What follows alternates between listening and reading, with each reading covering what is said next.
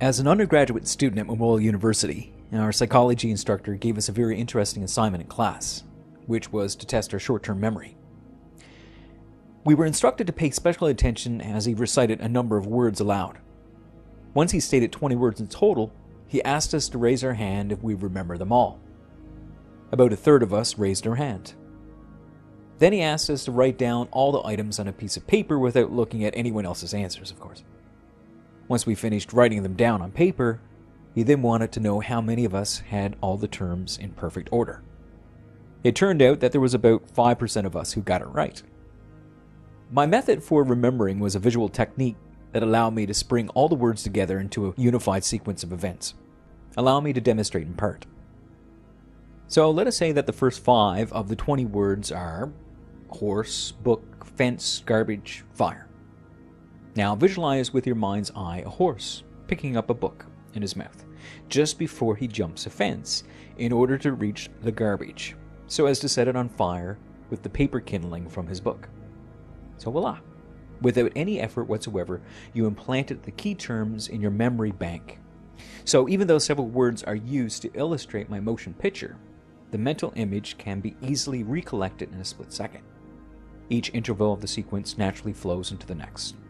The keywords naturally string together one after another in chronological order.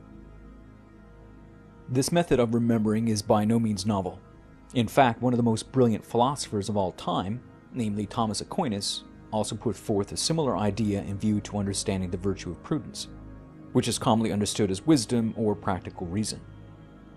Aquinas claimed that memory is one of the 8 integral parts of prudence.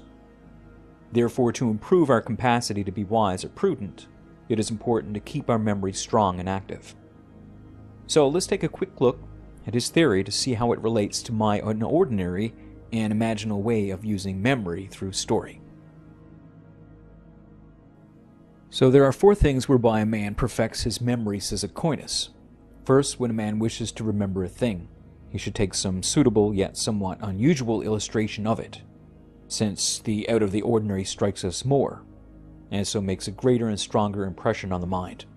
Now, the reason for the necessity of finding these illustrations or images is that simple and abstract impressions easily slip from the mind unless they be tied, as it were, to some corporal image. So, to recap the philosopher Aquinas, one way to keep the memory sharp and agile is to link the object of memory up with something remarkable or uncommon. Unlike a cow jumping over the moon, maybe a horse with your textbook in his mouth could be the better way to prompt your recall. Feel free to share your personal experience below and or comment on this topic. It is also my intention to touch on the other integral aspects of prudence, so be sure to check back later. Or better still, subscribe to my channel if you haven't already.